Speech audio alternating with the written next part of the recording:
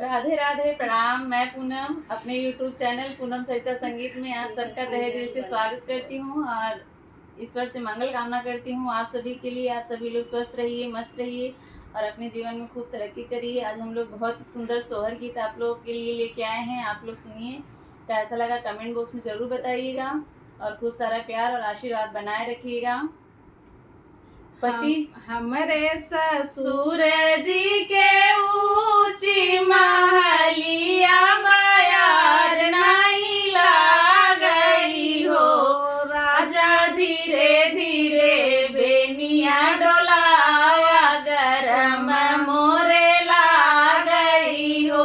ए राजा धीरे धीरे बेनिया डोलावा गरम मोरे लागई हो। हमरे ससुर जी के ऊंची महलिया बयार नहीं लागई हो। ए राजा धीरे धीरे बेनिया डोलावा गरम मोरे लागई हो।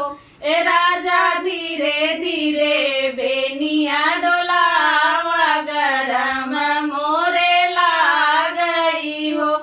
अंगना में सोवे मोरी माइया हो, सरवा बहिनिया हो, रानी चुरूर चुरूर बेनिया डोलै शरम मोरे लागई हो। ए रानी चुरूर चुरूर बेनिया डोलै शरम मोरे लागई हो। बोलिया त बोला मोरे राजा, बोलाई नहीं जाना हो। पिया काहे के लाया मोर गवनवा, शरम तोरे लागई हो। हे पिया काहे के लाया मोर गवनवा, शरम तोरे लागई हो। जऊ हम हो गई अपने मैया बेटिया, उरो बापैया बेटी हो। पिया दुई चार लड़का हो आई भैये, कहू नाही दे बई हो। हे पिया दुई चार लड़का हो आई भैये, कहू नाही दे बई हो।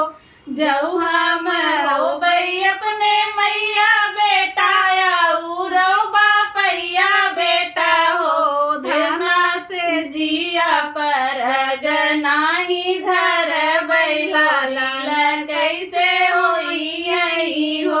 ये धरना से जिया पर नाही धर बैला, कैसे